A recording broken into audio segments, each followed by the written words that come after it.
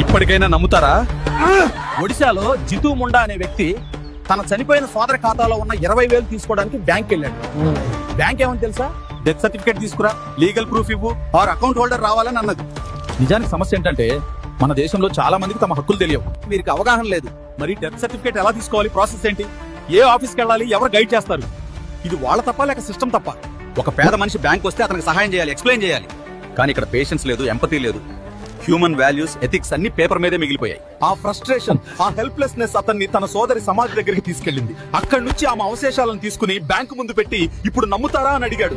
మన రాజ్యాంగం మనిషికి గౌరవంగా జీవించే హక్కు, గౌరవంగా మరణించే హక్కు కూడా ఇచ్చింది. కానీ ఇక్కడ జీవితం గౌరవం పోయింది, మరణం గౌరవం కూడా పోయింది.